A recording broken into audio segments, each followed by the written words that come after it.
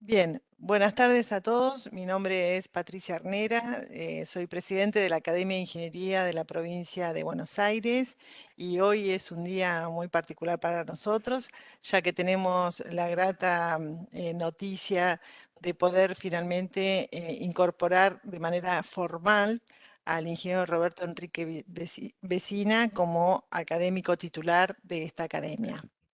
El ingeniero Roberto Vecina es ingeniero químico. Bueno, ya su semblanza la va a presentar el académico Carlos Octinger y él tiene, digamos, la condición de haber elegido para incorporarse a la academia, ocupar el sitial de quien fuera también nuestro académico, el ingeniero Alberto Fujimi. Roberto va a hacer una semblanza del ingeniero Fujimi para reconocer quien fuera también miembro titular de esta academia y también profesor en la Universidad Nacional de La Plata. Eh, Roberto nos va a brindar la conferencia La gestión de riesgos en la industria, su evolución desde los años 70, que de alguna manera representa gran parte de lo que ha sido su actividad profesional y que ha sido muy rica en los distintos ámbitos en los cuales se ha desempeñado, razón por la cual hemos considerado su incorporación a esta academia y estamos muy felices de que, bueno, pertenezca a ella. Si les parece entonces, en este momento lo que voy a hacer es entregar eh, en este acto sencillo lo que sería el diploma que acredita su incorporación a la Academia de la Ingeniería. ¿Sí? Este, ahí estamos. Y por Gracias. estas cuestiones del éter, le hemos hecho llegar también la medalla que acredita su incorporación a la academia. Así que felicitaciones, Roberto. Más allá de que nuevamente te brindemos un aplauso, quiero darte inicialmente este saludo, ¿sí? Así que muy bien. Gracias, Eh, Patricia. bien. Si les parece entonces, damos paso al académico Carlos Octinger, quien va a hacer la presentación de quien se incorpora hoy el ingeniero Roberto Vecina. Adelante, Carlos. Bueno, para mí es un honor presentarla o dar un panorama de la carrera de Roberto. Con Roberto tenemos casi una especie de vidas paralelas, porque los dos somos de Concordia, los dos cursamos los mismos años del Colegio Nacional Alejandro Carbó de Concordia, solo que en diferentes divisiones. Y los dos ingresamos y salimos de la Facultad de Ingeniería Química de la Universidad del Litoral en 1965, eh, que no coincidimos en muchas materias como compañeros, siempre hemos estado presentes. La carrera de Roberto, una vez recibido, se inició en el área de proceso de ESO en Campana, ocupándose de la generación de vapor, agua y más tarde responsable de la programación de la producción. Después se fue bastante lejos de lo que era la industria de hidrocarburos, eh, y se integró a la Fundación Bariloche durante un par de años, sobre todo en el área de energía de la Fundación Bariloche. Pero después vuelve a PGM, donde es responsable del área de generación de energía y vapor, y comenzando con lo que después va a ser la presentación de hoy, es presidente de la Comisión de Riesgos de Procesos, que es en nuestra industria es un tema fundamental, y sobre todo cuando ha sido responsable de analizar los riesgos en los diferentes proyectos de ampliaciones que se hicieron en Petroquímica Mosconi. Después, ya cuando Repsol se hace cargo de Petroquímica Mosconi, fue responsable de salud, seguridad y medio ambiente. Y desde el 2001 al 2010 retira de Repsol y actúa como consultor independiente justamente en el tema de gestión de riesgo.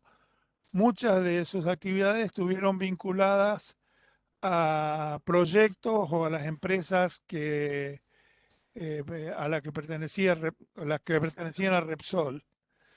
Más tarde se incorpora como consultor senior a CETAP, que es una empresa muy importante de consultoría como en capacitación, cultura de seguridad y cultura de seguridad.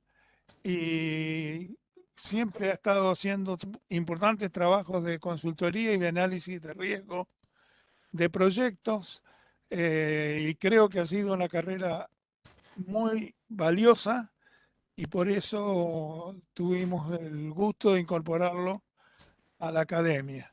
Lo dejo ahora a Roberto, que sé que va a tratar un tema que es para nosotros, los químicos y petroquímicos, muy, muy importante, pero yo creo que en todos los otros sectores de la industria, el análisis y evaluación de riesgo es un tema fundamental para que sea una actividad segura y libre de accidentes menores y accidentes mayores. Así que Roberto, te dejo con la palabra. Bueno, muchas gracias por tan generosa introducción y presentación. Y bueno, le agradezco de corazón que nos une una vieja amistad que empezó por allá por la época del secundario en Entre Ríos y que se ha continuado a lo largo de nuestros años profesionales. Yo lo que quiero brevemente, antes de entrar en el tema de la gestión de riesgos, es hacer una semblanza de Alberto Fujimi, cuyo lugar en la academia oficial que tenía la academia he solicitado ocupar. Eh, Alberto Fujimi nació en Córdoba, nació en marzo del 36 y falleció en La Plata en el 2014. Se recibió de ingeniero mecánico e ingeniero mecánico electricista en la Universidad de Córdoba, recibiendo el premio Universidad, medalla de oro y diploma. En la Universidad de La Plata obtuvo el título de magíster en ingeniería en el año 99 y tuvo una extensa carrera como docente en la Universidad de La Plata, ¿no? Fue profesor titular de máquinas térmicas, trabajó en numerosos proyectos relacionados con el uso racional de la energía, en particular en temas de cogeneración y ciclos combinados. Tuvo una activa participación en entidades a nivel nacional relacionadas con el tema energético, como fue la Asociación Argentina para el Uso Racional de Energía y el Centro Argentino de Ingenieros. Y integró la academia a partir del año 2007, fue nombrado miembro titular de la Academia de Ingeniería de la provincia de Buenos Aires. Tuve el gusto de conocerlo en los años 80, desde el principio de los 80, con motivo de participar en actividades relacionadas con el uso racional de la energía. Por esos años en Mosconi yo estaba vinculado al desarrollo e implementación de proyectos de ahorro de energía y juntos hemos participado en varias reuniones, encuentros y proyectos y bueno, conservo de él un recuerdo muy afectuoso, una persona excelente. Y por ese motivo y por la que profesionalmente compartimos, quise solicitar poder ocupar su sitial en la academia. Nada más. Muchas gracias por la semblanza de Alberto Fujimi, a quien digamos, con quien hemos compartido grandes momentos también, no solamente en la universidad, sino en nuestra academia. Lamentablemente, bueno, lo que ha ocurrido. Bien, Roberto, entonces te damos paso para que puedas realizar tu presentación, ¿sí? Bueno, ahí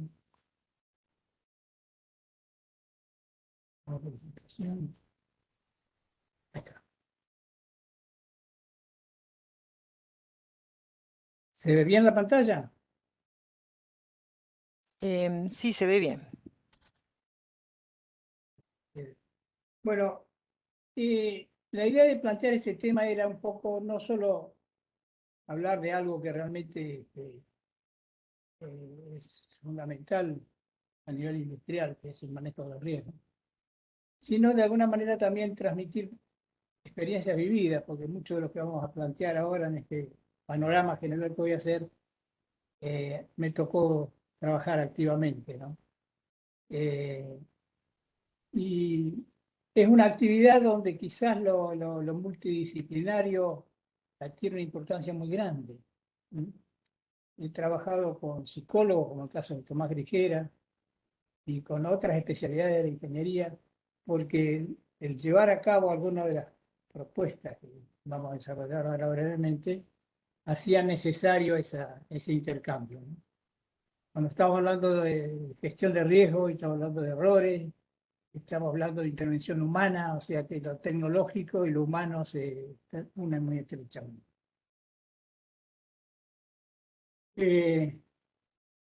Las primeras metodologías puestas en práctica, allá por fines de los años 70, estaban muy dirigidas al tema de los actos inseguros.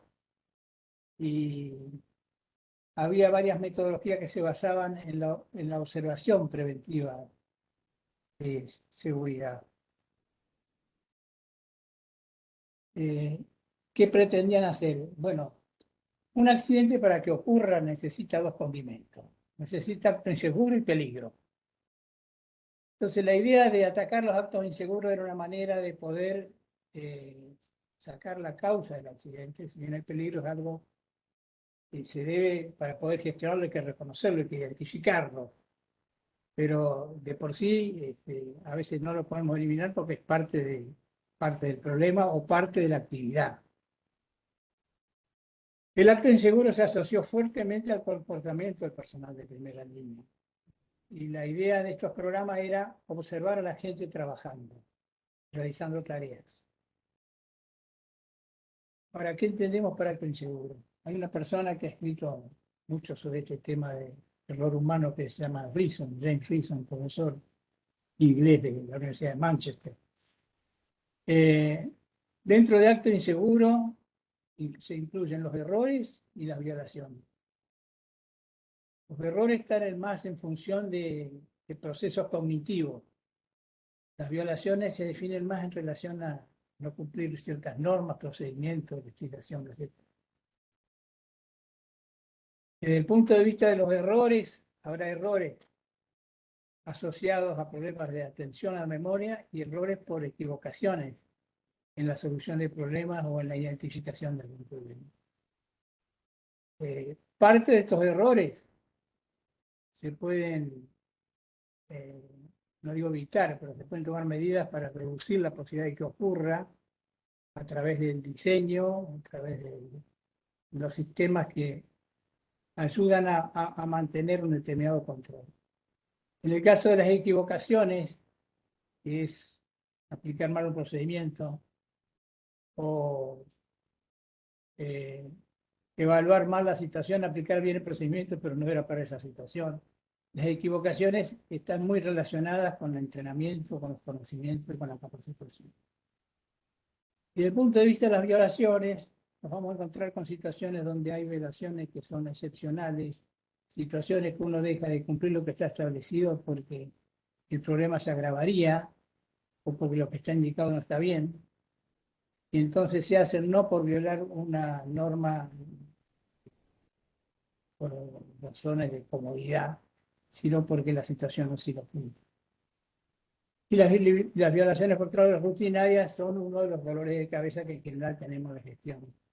Es decir, se hacen cosas porque es más fácil, porque es más rápido, porque siempre lo hicimos así, no tuvimos problemas, hasta que en algún momento tenemos.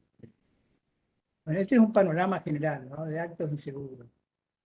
El acto es inseguro en relación a un peligro, ¿no? Hablamos de actos inseguros porque estamos frente a un peligro. El error humano, por otro lado, yo tengo una frase de Tomás, dice: el error humano es un concepto que en seguridad tiene una fuerte tradición como lógica de la culpabilización. El error del piloto. quedar a veces la investigación en el error, ir más al fondo, es decir, qué cosas llevaron a que se cometiera este error. Dentro de las gráficas que se usan en todo lo que es gestión de riesgo, hay una representación de un triángulo riesgo, donde por un lado nos indican que el número de actos inseguros es muy grande en relación a los accidentes que ocurren. O sea que la mayoría de los actos inseguros no van a terminar en un accidente. Yo recuerdo una gráfica que hicimos en Refinería La Plata. La refinería tiene en un año de trabajo, contando contratistas y personal propio, 5 millones de horas hombre. Es un número muy, muy grande.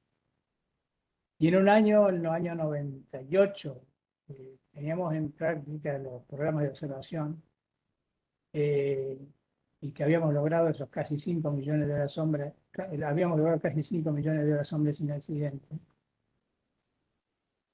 Teníamos el reporte del relevamiento de los actos inseguros que se hacían dentro del programa de observación. Estos actos inseguros después vamos a ver, se registraban en una tarjeta, etc. Pero cuando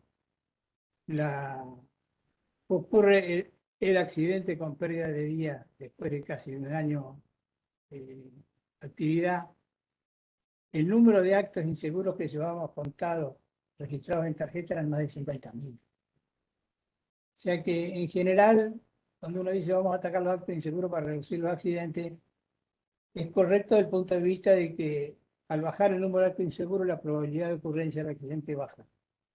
Pero vamos a ver en el desarrollo que no es suficiente porque el acto inseguro es algo a veces difícil de prever.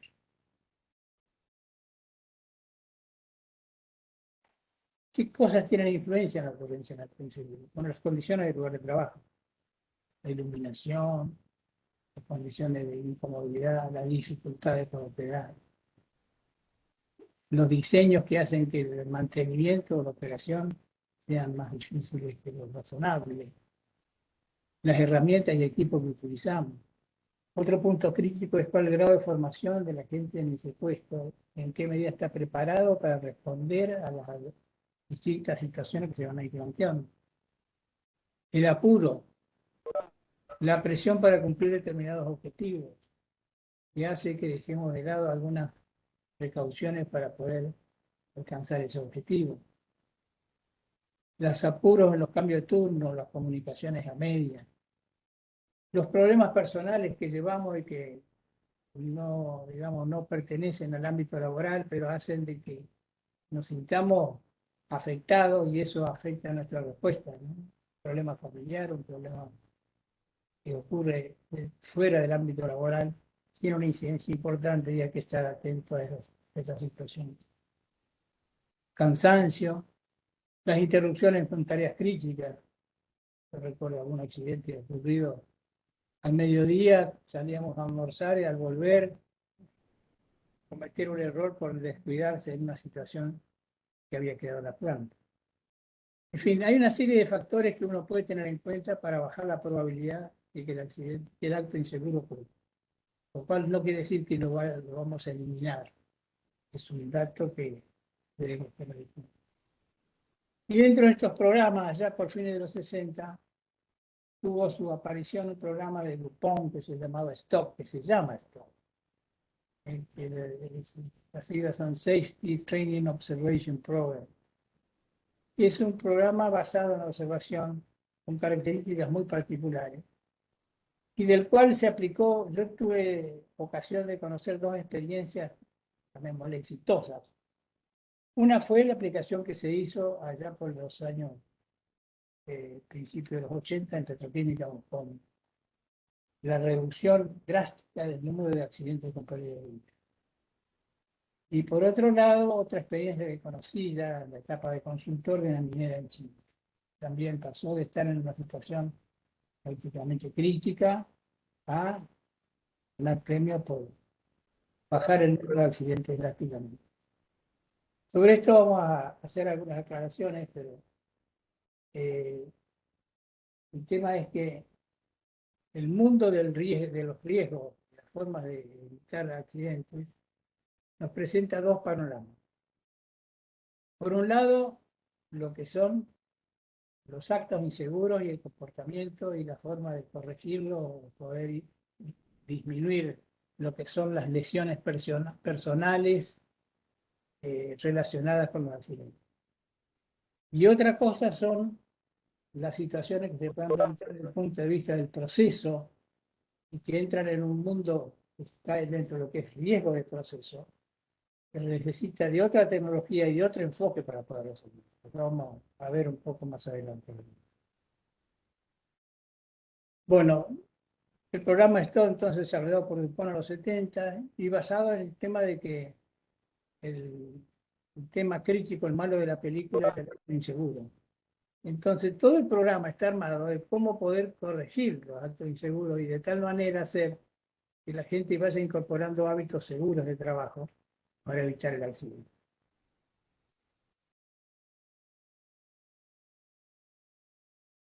Se planifican recorridos, o sea, el programa no es decir en la tarjeta, bueno, tengo que hacer 50 observaciones por mes. No. Lo que se planifica semanalmente son recorridas por distintas partes de la planta para poder hacer las observaciones. Lo que se observa es gente trabajando. No tiene sentido hacer dentro de esto un programa de que haya una condición de la planta que está mal. Que de todos modos se puede registrar y se puede comunicar, pero el programa Stop está pensado en observar gente trabajando.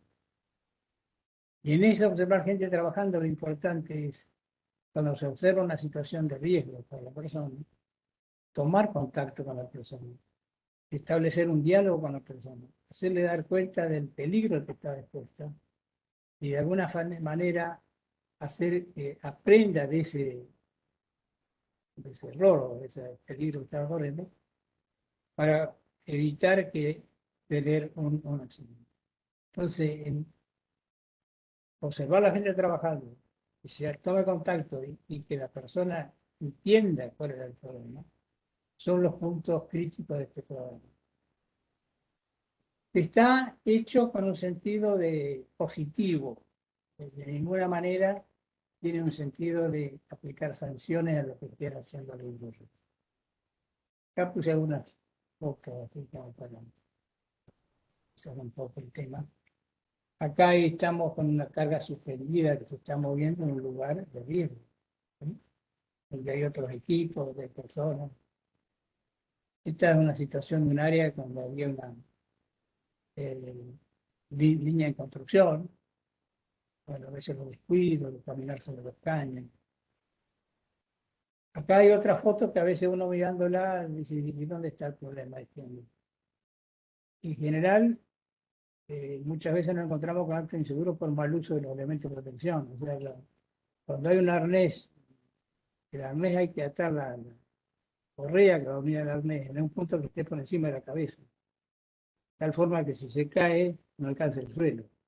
Si el arnés está atado, está vinculado con un punto que es, en este caso, más abajo, es probable de que la altura del suelo no sea efectivo para que sea un elemento de protección. Esta es otra foto vinculada con apuro, con cosas que se quieren hacer a la vez, salir con la herramienta a la mano.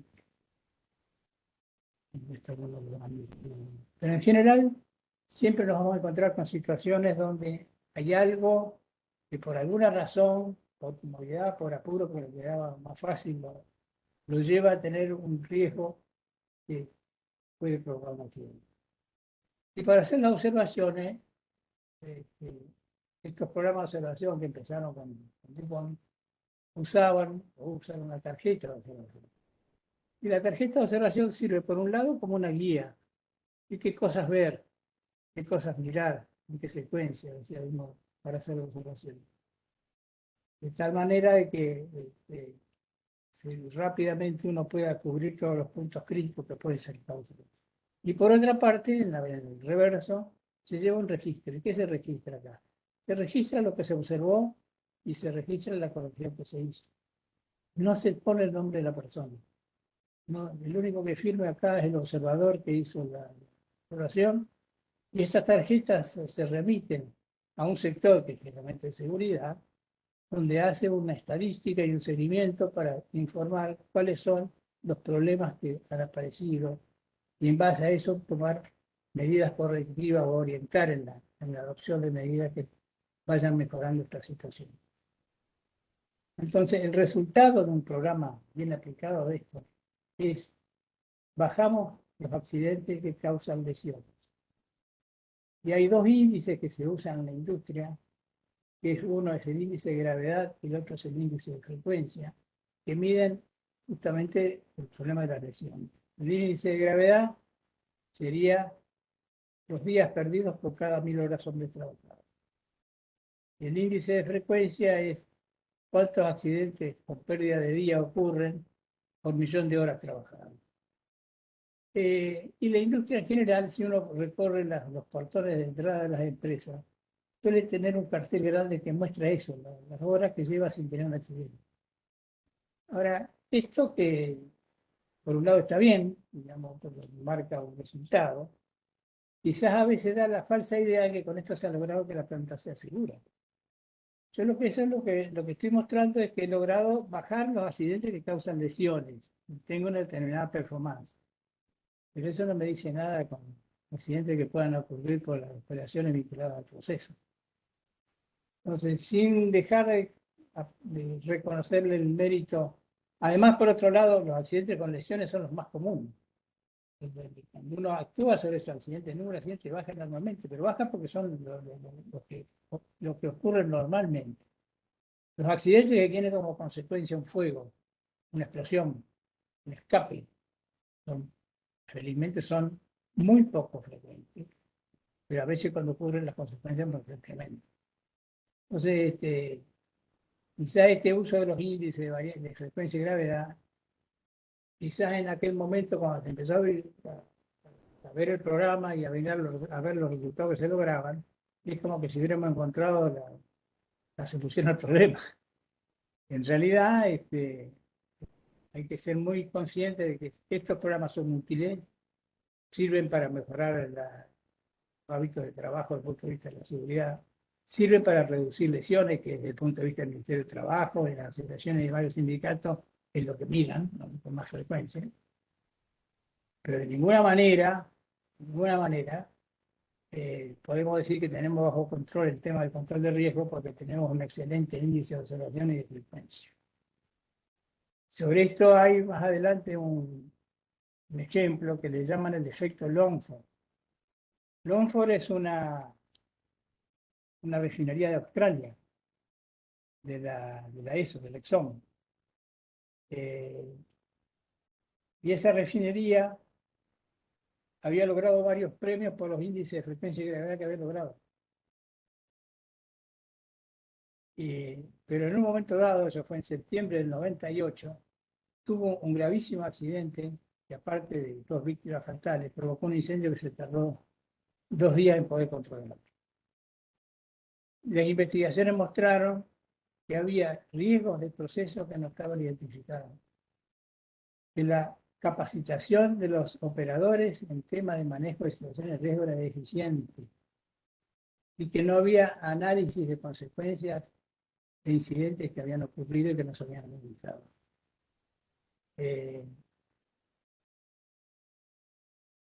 Entonces, en este tema de manejo de riesgo hay que hacer como 2 escenarios. Hay un escenario cotidiano de lesiones que está siempre presente, sobre el cual creo que hay muchísima legislación, pues, ¿no?, a nivel del país. Y por otro lado, hay un escenario de riesgo de proceso, con menos hechos, pero con consecuencias graves, y que requieren un manejo distinto, lo vamos a ver un poco más. Pero son 2 escenarios que a este señor Reason lo llevó a plantear una diferencia entre lo que consideran los accidentes individuales y los accidentes organizacionales. Vamos a ver. Cuando hablamos de accidentes individuales, están relacionados a tareas simples que provocan en general lesiones, Los accidentes organizacionales están relacionados a organizaciones complejas, donde hay una variedad de situaciones que se van a presentar y donde es probable que los sistemas estén más protegidos, pero si llegara a ocurrir un accidente, la consecuencia van a ser más. ¿Algún comentario más del programa Stop? Fue diseñado en su momento para que lo aplique la supervisión. La experiencia mía en los personales que sí, efectivamente, salvo que se observe a los contratistas que operan en la planta, para lo cual se les puede dar un entrenamiento a los operadores de campo para que hagan esas observaciones. En general, es impensable de que un operario le va a hacer la corrección de acto inseguro a un colega. A lo mejor se lo dice de gauchada o comentándoselo, pero no va a aparecer con una tarjeta de registro. ¿Eh? No está pensado tampoco el stop para relevar condiciones de las instalaciones. Y funciona, y esto ha tenido éxito en los casos que yo he conocido, cuando la gerencia es la que se pone al hombro el programa y lo lleva adelante o participa del programa, lo apoya. Hay visiblemente un compromiso que hace considerar que ese plan es importante. Pero tenemos que ser conscientes. Estamos hablando de lesiones, estamos hablando de accidentes con pérdida de vida. Para eso está pensado este programa. Y sigue siendo válido y se puede seguir usando, pero no pensemos que esto nos va a resolver un tema que requiere otro tipo de herramientas como se identifica el inseguro, hablamos de los índices de frecuencia y gravedad, les mencioné el caso Longford. Y acá está lo que yo decía de Rizzo, ¿no? Están por un lado los accidentes individuales, que son tareas simples, el riesgo está acotado. Las consecuencias pueden afectar, puede ser grave para las personas cercanas, pero el alcance siempre es limitado. Pero son los más frecuentes, son los que ocurren en todo el mundo. Y por otro lado están los agentes organizacionales. ¿Y a qué le decimos agente organizacional? En general se refiere a organizaciones complejas. Organizaciones complejas, ¿qué es una organización compleja? Una refinería, una planta química, una central nuclear, una empresa de aviación, todo lo que significa la aviación comercial. Son sistemas complejos que tienen sistemas varios de protección. Y cuando ocurre algo, las causas no son causas simples, son causas múltiples, involucran a muchas personas. Y evidentemente cuando ocurren pueden ser muy graves, pero requieren toda una consideración especial. Acá yo decía, el accidente se origina, en el origen hay un acto inseguro, que hay un peligro. Si existen barreras, las consecuencias lo limitan. Pero en estos casos, sobre todo cuando hablamos de estos accidentes de situaciones en empresas, el acto inseguro no es la conclusión. El acto inseguro es el punto de partida de la investigación. Y a partir del acto inseguro tengo que llegar a lo que le denominamos las causas básicas. Que Rizzo le dice condiciones latentes. ¿Cuáles son aquellas cosas que están presentes en el sistema y que hicieron que finalmente se provocara este accidente? ¿Qué son condiciones latentes? Causas básicas que uno llega a decir qué había antes del accidente ocurrido. Diseño con problemas. Falla de supervisión en el sentido de que el rol del supervisor no está claro. No está claro cuáles son los accountability, como dicen en americano, de qué soy yo responsable de responder. El mantenimiento inadecuado, los repuestos defectuosos, la falta de entrenamiento para cosas concretas como puede ser el manejo de una emergencia, procedimientos que no sirven, entonces o no se usan mal. Bueno, todas esas situaciones configuran un panorama dentro de lo que hoy se generaliza, lo que generaliza con el nombre de condiciones laborales. Cuando estamos en claro, vamos a decir, la causa del accidente fue el acto inseguro, no, eso no es la causa, fue lo que provocó el accidente, o sea, la causa inmediata, pero no es la causa básica que dio lugar a lo que pasó. Las condiciones latentes de esta que yo he mencionado, están presentes antes de que el accidente ocurra. Y pueden seguir sin cambiar, o sea, sin permanecer mucho tiempo causando daño, mientras no se las corrija. Un acto inseguro es único, está vinculado con un hecho dado. En cambio, una condición latente de no corregirse puede estar alimentando distintas situaciones y distintos accidentes. Entonces, acá el problema es, ¿y cómo las ubicamos las condiciones latentes? Bueno, el tema es, nosotros podemos hacer investigaciones y encontrar que solemos tener dificultades, ¿no es cierto?, con determinados repuestos, tenemos problemas con algunos equipos, pero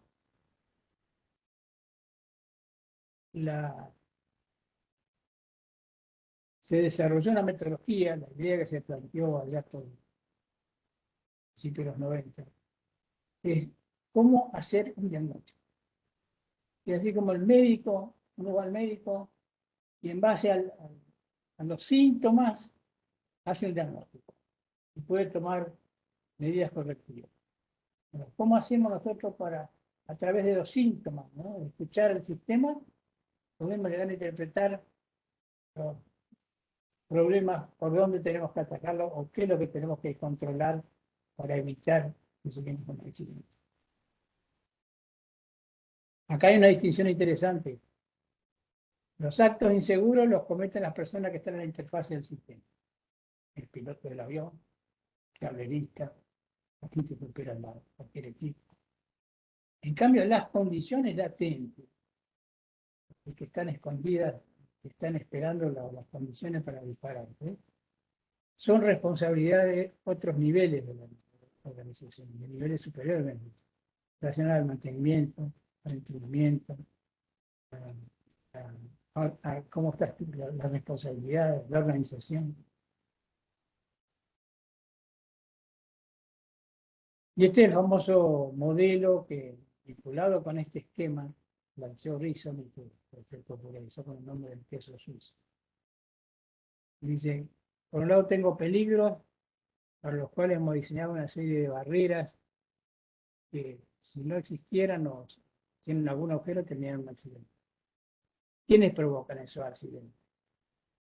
Y por un lado, lo que nosotros mencionábamos recién, las condiciones latentes, mantenimiento inadecuado, o sea, hay barreras que no funcionan, entrenamiento inadecuado, o sea que hay respuesta a determinados problemas que no se hacen porque no se conocen. Estas deficiencias que nos llevan a generar estas condiciones latentes, o por otro lado, algún acto inseguro que también va a colaborar con algún agujero, si en el caso de que estas protecciones se alinean, podemos llegar al accidente. O sea que la probabilidad de que ocurra es baja, porque normalmente un sistema complejo tiene varias capas de protección. Ahora, estos agujeros de las capas de protección están creadas por actos inseguros, por condiciones latentes, son los que tenemos el desafío de poder controlar, eliminar o resolver. Hay una frase que en esta bibliografía suele citar de Maquiavelo. Dice Maquiavelo, cuando la enfermedad está en los comienzos, hacer el diagnóstico es muy difícil. Pero si con esos pocos datos, esos síntomas, podemos hacer un diagnóstico, seguramente el problema lo vamos a poder ir resolviendo a un costo razonable, costo en sentido de consecuencia. Cuando la enfermedad está muy avanzada, los síntomas son más que evidentes, pero la solución probablemente ya no está. Acá un poco el desafío es este, que se nos va a plantear con estos sistemas de control. Eso lo habíamos dicho. La probabilidad de una alineación de agujeros es baja. Los agujeros, para mejor, por distintas causas, varían en tamaño y en ubicación. Y están generados, por un lado, por actos inseguros y por condiciones. Bueno, este diagnóstico preventivo de las causas de accidentes fue lo que llevó a plantear alguna metodología que permitiera o ayudara a hacer un diagnóstico, eh, interpretando que síntomas.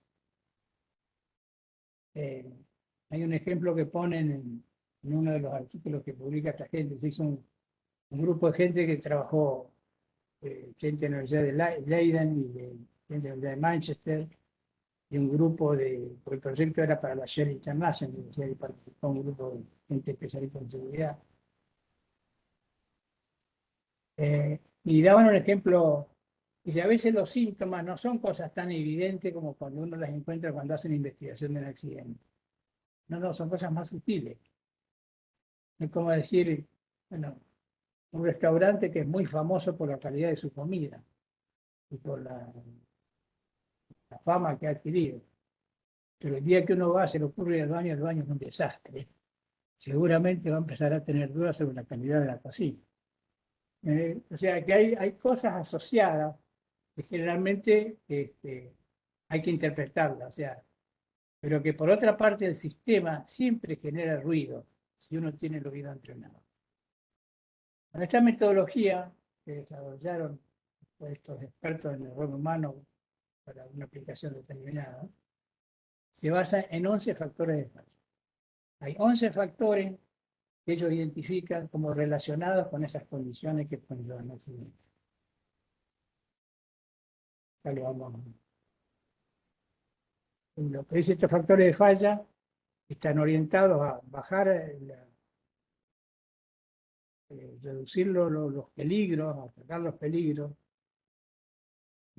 con los actos inseguros. Si las barreras están dañadas van a provocar un accidente. Cuando yo tengo un accidente y lo investigo a fondo, voy a encontrar cuáles fueron las causas, tendría que chequear y comparar esas causas con los tipos generales de falla que estoy analizando. Bueno, aquí es un esquema, no viene al caso, bueno, es un gráfico que muestra que esto de los tipos generales de fallas encuadra dentro de lo que es la gestión general de seguridad. Pero, ¿cuáles son estos 11 jugadores que definieron? Lo que pasa es que lo único de defensa que sería el arquero en vez del número 1, número 11. La gestión de repuestos e insumos. Se refiere sobre todo a la calidad del suministro, a la gestión de stock, el diseño en cuanto puede ser o no motivo de errores o violaciones en su operación o su mantenimiento, la gestión de mantenimiento en cuanto a la calidad de los trabajos, el planeamiento, el cumplimiento de los programas, las condiciones que llevan a cometer errores del lugar que se trabaja o de la persona en que está, digamos, haciendo el trabajo, orden y limpieza, que es uno de los temas que los latinos, digamos, por bola, pero que en general está asociado siempre a muchos problemas de accidentes. Sobre todo cuando pareciera ser que el tema del orden y la limpieza no está definido a quién le corresponde. Objetivos incompatibles. Y los objetivos incompatibles están vinculados con, definimos los términos de qué desempeño queremos lograr, etcétera. Pero después empieza a haber la necesidad de cumplir diversos objetivos para los cuales empezamos a asumir algunos riesgos. Y por otra parte tenemos la presión del tiempo que hace que algunas cosas hay que apurarlas y que el paro no hay que terminarlo antes. La gestión diaria de todos los días, que en realidad la situación no es tan ideal que uno maneje unas cosas que uno disponga de tiempo infinito ni de recursos infinitos. No, la realidad es que uno va administrando limitaciones y riesgos, pero que hay que tener un cuidado enorme en cuanto a la compatibilidad o incompatibilidad de los objetivos que nos proponemos. Las comunicaciones, un punto crítico en el manejo de novedades y de riesgos.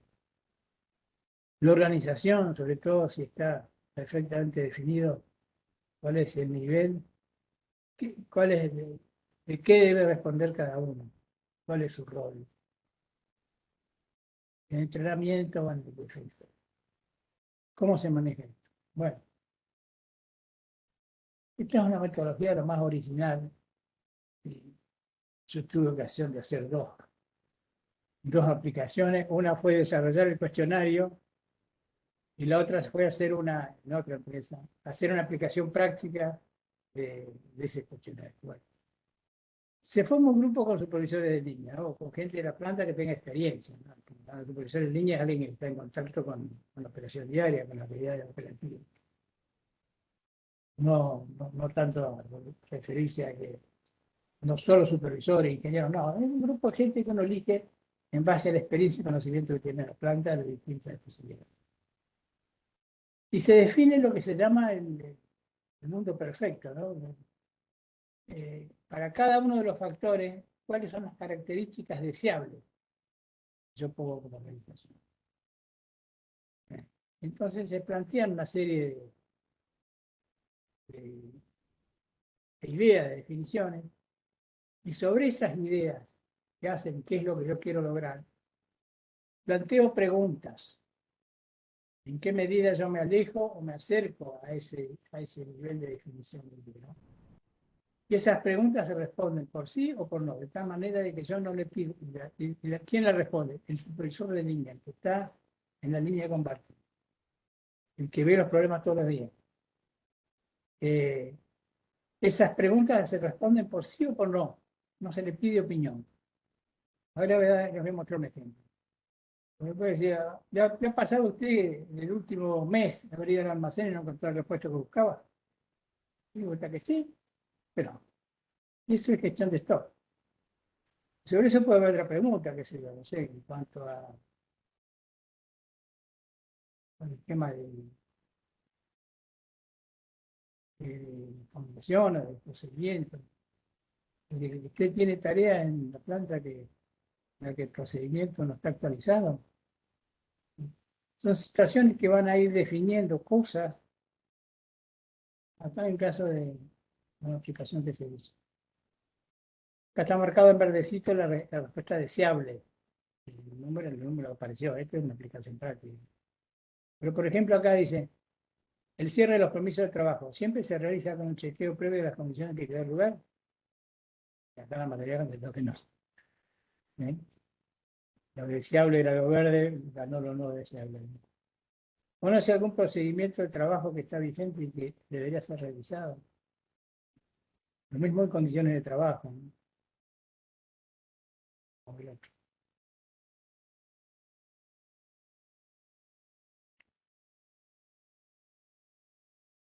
¿Existe en su sector un clima suficiente de confianza que facilita las comunicaciones?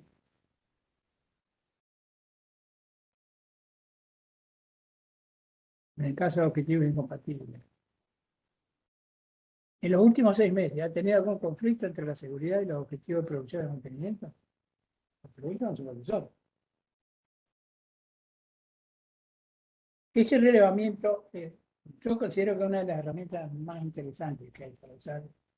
Tiene ciertas dificultades, pero con el tiempo las preguntas que te van generando van formando lo que puede ser un banco de datos. Creo que es una metodología que todavía no se le ha dado el uso que corresponde. Por un lado, porque es un proyecto que en su momento se desarrolló para Shell International, eh, con el nombre de Tripod Delta. Tripod porque vincula 3 componentes.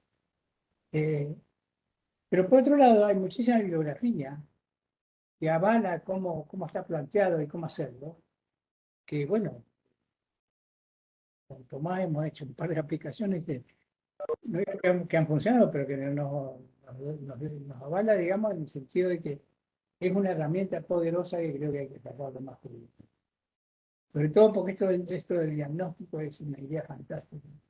Reason habla de las condiciones latentes como si fueran los patógenos residentes en el sistema. Entonces, el sistema inmune más o menos lo mantiene bajo control, pero en algún momento determinado se dispara. Pues en la medida que uno puede controlar esos desmadres, entonces, ¿qué se hace después? Yo estoy haciendo un diagnóstico. Por lo tanto, los datos que voy a obtener son señales, de lo que está pasando en la realidad. ¿Qué voy a elegir para actuar? ¿Voy a actuar sobre los 11 factores? No. Voy a actuar sobre aquellos donde tengo el mayor número de respuestas con problemas. O sea que de los 11 habrá 2 o 3 sobre los cuales hacer una, una acción concreta de corrección. Acá hay un ejemplo de uno de los casos que se hizo de investigación. Bueno, elegir estos 3 o 4 para definir acciones concretas y olvidar de todo el resto. Que hay mucho ruido en el sistema que no siempre puede ir. La otra herramienta que se ha usado, que se viene usando y que estuvo durante mucho tiempo disponible y no se aprovechó, se llama el HAZOP. HAZOP es una herramienta que trabaja para identificar riesgos. Los riesgos, el peligro también. Peligros se identifican. Las consecuencias que puede tener un peligro, que son los riesgos se evalúan. Este peligro que va a degenerar en un accidente, etc., mido las posibles consecuencias y el análisis de esas consecuencias es lo que estoy midiendo como riesgo. Bueno, HAZOP se trabaja para identificar peligros. ¿Y en qué se ubica? Se trabaja sobre los planos, sobre lo que llaman los P&I, son los Process and Instruments, los planos que muestran todas las conexiones, las líneas, las válvulas, los instrumentos de control. ¿Y en qué momento se hace? Se hace en la etapa de diseño, se revisa cuando la planta es nueva, ¿no? Se revisa cuando está lista para el plano según obra, cuando se termina. Y en el caso de plantas existentes, bueno, si no se tiene disponible el estudio, hay que hacerlo en algún momento. La idea es, ¿qué pasa con el diseño? Cuando varían las condiciones en que fue diseñado. Varía el caudal, varía la presión, varía... ¿Cómo se hace? Para analizar qué puede pasar, hay un grupo de trabajo de distintas especialidades a los cuales se les va planteando esa situación y se va registrando qué tipo de problema puede haber. Y frente al problema que se identifique, qué tipo de soluciones le ponemos. Esto es un trabajo meticuloso, que hay que hacerlo parte por parte, para lo cual se dedica algunas horas por semana, pero que es una tarea fundamental. En el país empezó a desarrollar bastante a fines de los 90 con el tema de los sistemas de la gestión, la certificación de los sistemas de gestión. Este era un documento importantísimo dentro de lo que es el análisis de riesgo de comunicación. Estas son las palabras guías. Pero básicamente la planta tiene una condición de diseño. ¿Qué pasa si no me salgo de la condición? La presión va para arriba, para abajo, el flujo se corta o va para atrás. Estas son palabras guías que ayudan a hacer ese tipo de análisis. Y tiene la ventaja de que están juntos gente de distintas especialidades, que no siempre es lo que pasa. A veces lo evalúa el sector de ingeniería de procesos, después pasa a la parte de mecánica, y después van los electricistas. Dedicamos a todos, juntos, para ver los problemas, tienen resultados extraordinarios. Esta es una herramienta que hoy por hoy tiene vigencia y que hay que considerarla dentro de las herramientas de gestión. Bueno. Después ayudó bastante en el tema de manejo de riesgo, fueron toda la parte de auditorías de riesgo, sobre todo en las auditorías que yo tuve ocasión de participar como decisión, ¿no? Por parte de los aseguradores de riesgo. Y comparaban la instalación con otras similares que se consideraba un estándar en nivel internacional. Y en función de eso se podían identificar qué tipo de problemas podían existir, o se podían mejorar, o qué tipo de sistema de respuesta se podían encontrar. Y llegamos acá a la parte final, digamos, de lo que es este brevísimo resumen. ¿Hacia dónde vamos?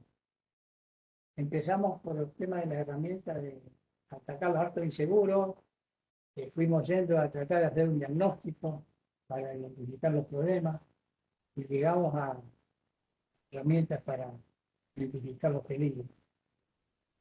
El tema es que todo eso debe funcionar base a una serie de patrones y de comportamiento y de valores que constituyen lo que se llama la cultura de seguridad.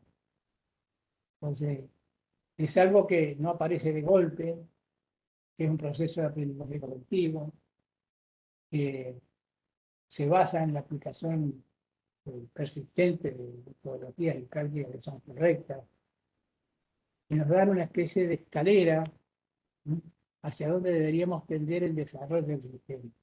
Y hay una etapa que cada tema, la empresa va madurando, va creciendo, y básicamente dentro de esto lo que vale la pena recordar es lo siguiente.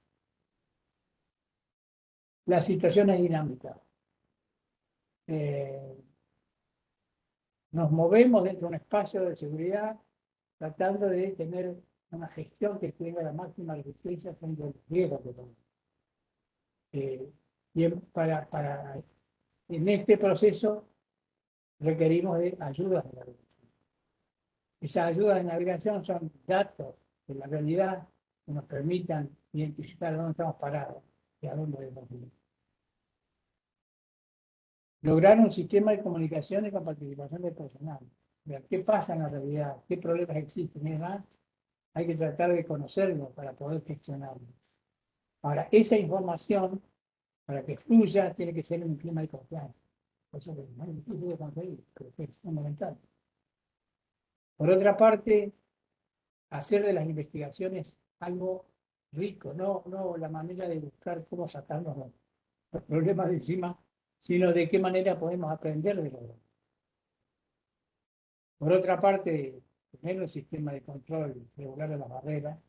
Y lo último que mencionaba es que deberíamos llegar a tener alguna herramienta que nos permita hacer diagnóstico preventivo de condiciones que pueden ser presentes. Bueno, básicamente este era un panorama muy apretado de lo que me tocó vivir en el tema de gestión de riesgo y que creo que, bueno, es un tema vivo. Hay una frase que pongo al final: no hay una victoria final en la guerra de seguridad, nunca vamos a llegar. Cada situación va cambiando. A medida que los problemas aparecen, se van resolviendo, pero va a venir otros problemas.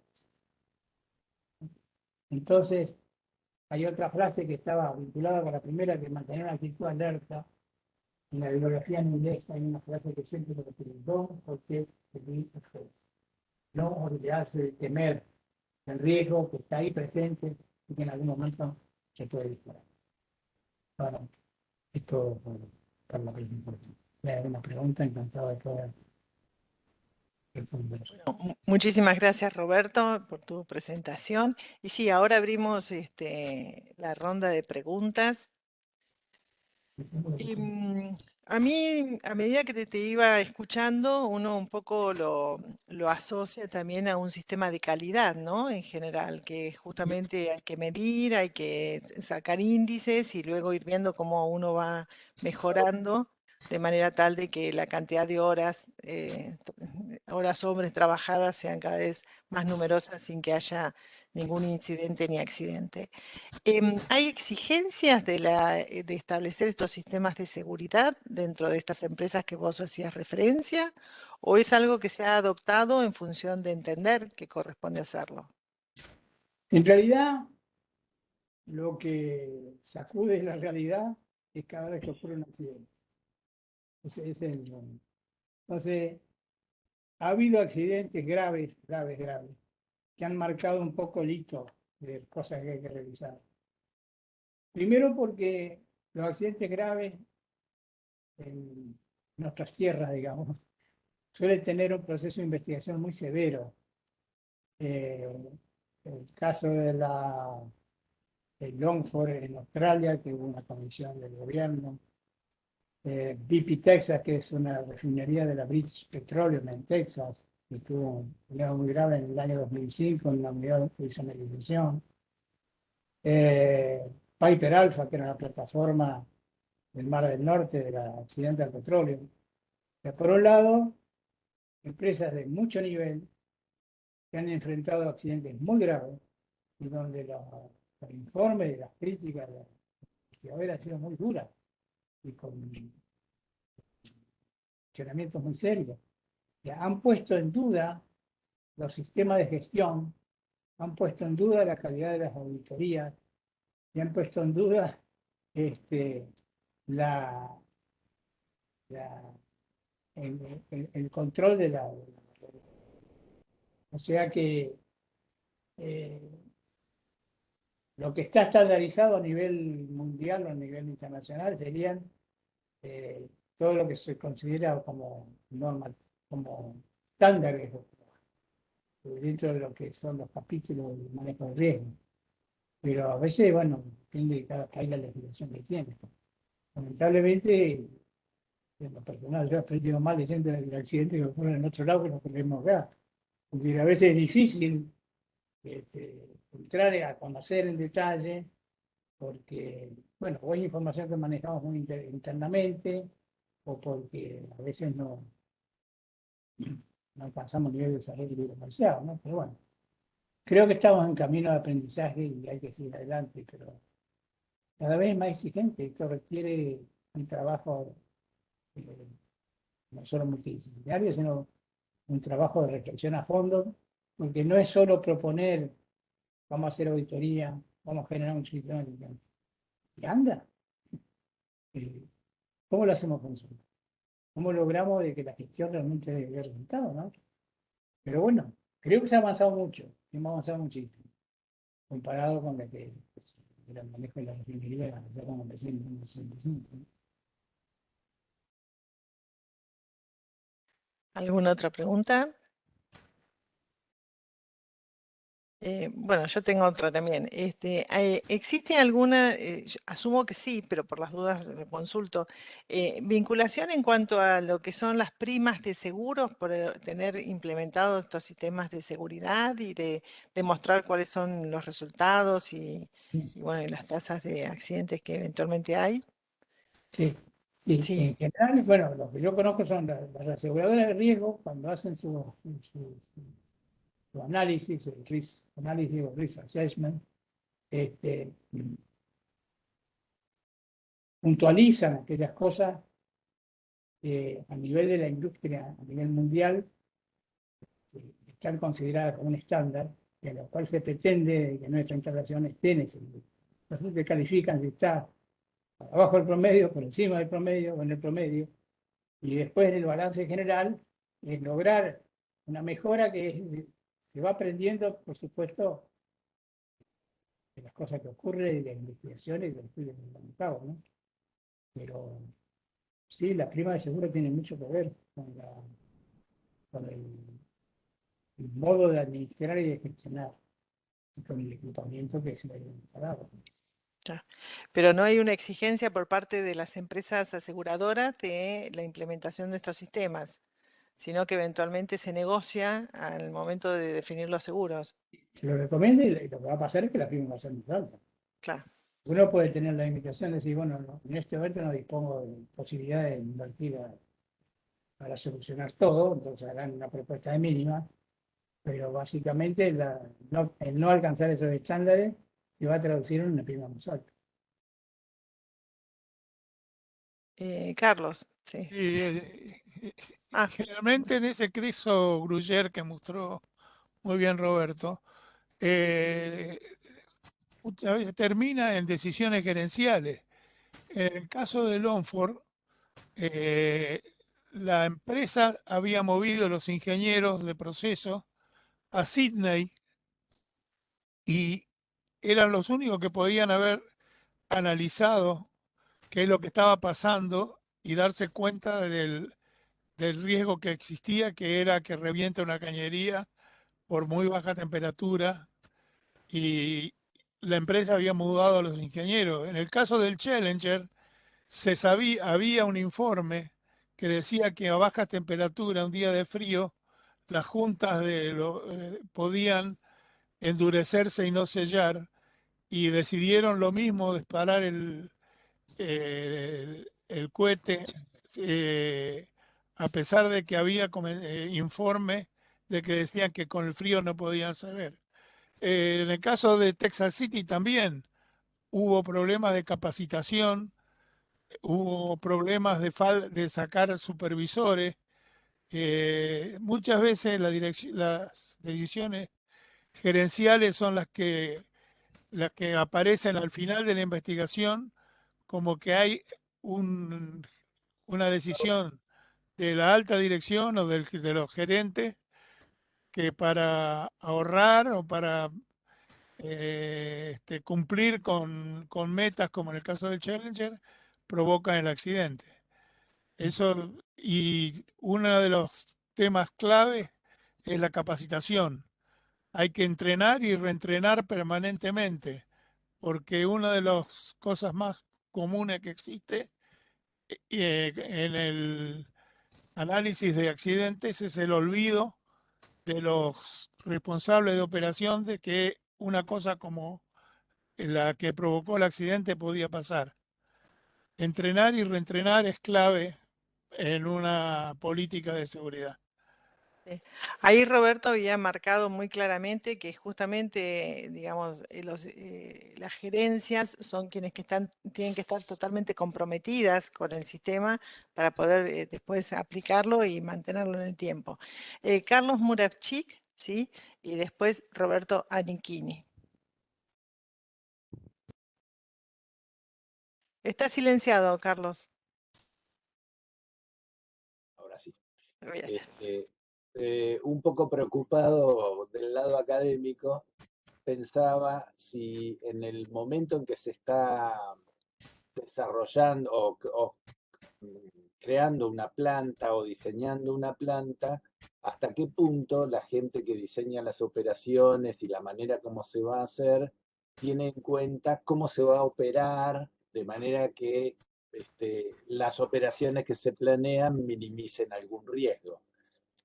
A ver, uno piensa en programas del tipo camino crítico, etcétera, que sirven para pesar distintos tipos de riesgos, no como los de hoy, pero podría ser una función de riesgo que uno quiere minimizar hasta cierto punto. Y bueno, el mismo tipo de cosas podrían existir con una secuencia de operaciones riesgosas evaluadas en tablero, o sea, aún antes de poner en funcionamiento la planta. ¿Existen ese tipo de procedimientos?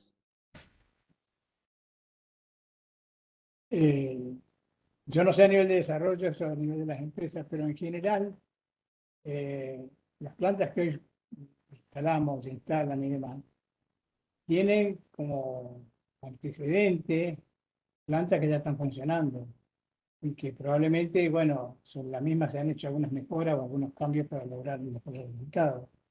Es decir, desconozco a nivel de detalle cómo lo más está manejando el UOP o alguna de las firmas de ingeniería grandes a nivel internacional, cómo hacen con los nuevos desarrollos que ellos ofrecen, porque también hay la garantía de por medio de que todos los procesos que se están proponiendo y las plantas que se están diseñando están contando con algún tipo de análisis previo de los riesgos asociados. Bueno, no podría decir que hay algún ejemplo práctico, pero es difícil, digamos, las plantas que estamos recibiendo siempre traen como antecedente otras plantas anteriores que se han venido instalando, y sobre las cuales hay experiencia que se vio ganando por los terrenos de la vida, ¿no? Roberto. Gracias, Patricia. Buenas tardes. Eh, Roberto, según su experiencia, ¿cuáles son estrategias posibles para lograr instalar una cultura de seguridad positiva en una industria que está instalada aún? No me refiero a la industria petroquímica, pero en una industria que está instalada aún en cultura de cumplimiento.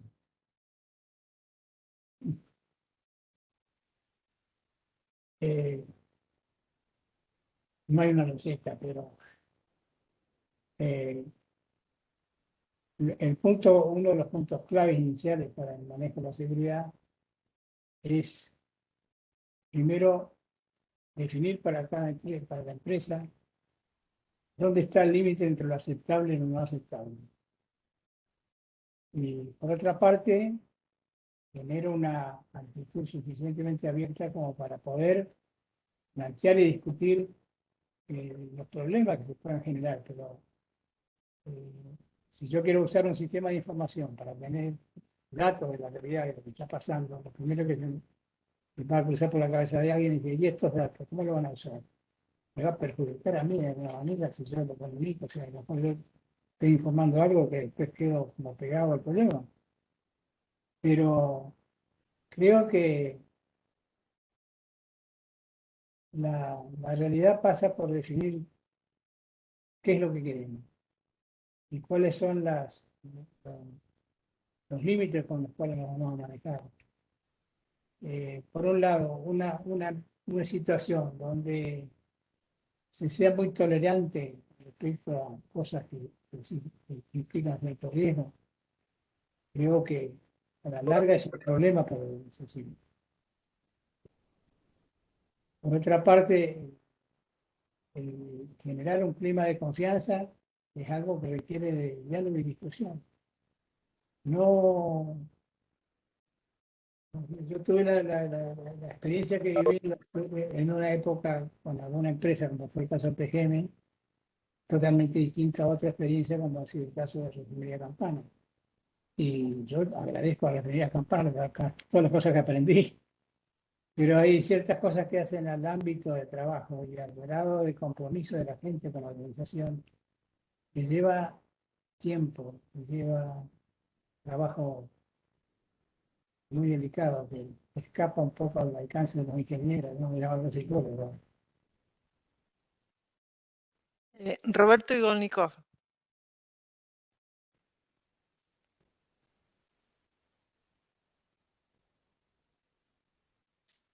Roberto Igolnikov, no sé si podés hablar porque estás enmudecido.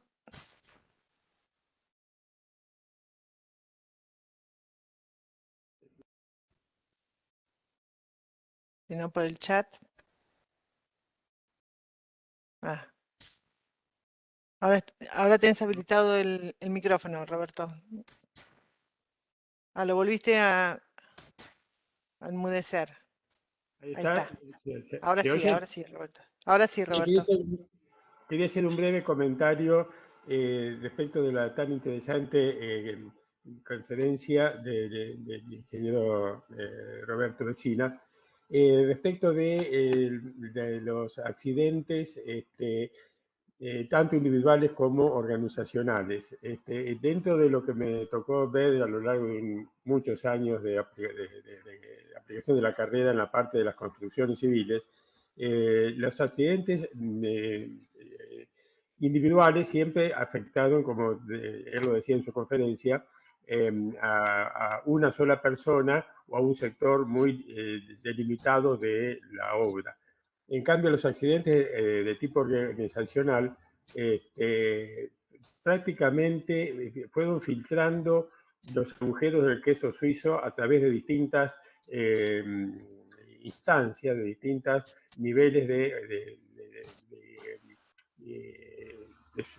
que deberían haber sido de superposición, de inspección, hasta que finalmente desembocaban en el accidente. Es decir, generalmente ese tipo de accidentes, que son los más importantes, nunca fueron, y pues, sí, no es el momento, pero se podían citar muchos ejemplos, nunca han sido debidos a la falla de una sola persona o nivel. Generalmente ocurrían cuando la causa iba pasando los agujeros de las distintas fetas de queso hasta que finalmente desembocaban en el accidente final. Eso, digamos, y creo que en todas las industrias se podían citar muchos ejemplos del mismo tipo. Gracias por el comentario, Roberto. No sé si hay alguna otra pregunta. Bueno, entonces, bueno, antes que nada, volver a felicitar a Roberto Vecina por su incorporación formal como miembro titular de la Academia de Ingeniería de la Provincia de Buenos Aires, y entiendo que ahora sí podemos darle el aplauso que se merece, ¿sí?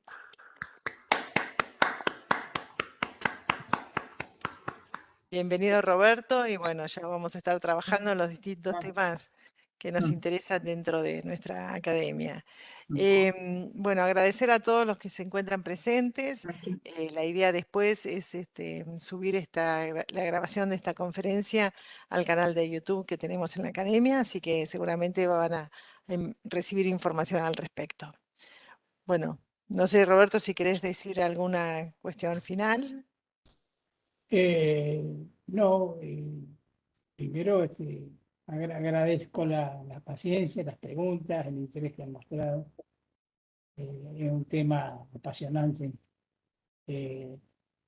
Pongo a disposición de los que están oyendo, de alguien que en particular quiera que pueda yo facilitar alguna información sobre el tema. Con todo gusto. Fantástico. Bueno, muchísimas gracias, Roberto, y nuevamente muchísimas gracias a todos quienes han compartido esta reunión. Nos despedimos y seguramente los estaremos convocando para algún otro evento que realicemos desde la academia. Saludos a todos, ¿sí? Y nos vemos. Buenas noches. Chao, hasta luego. Chao.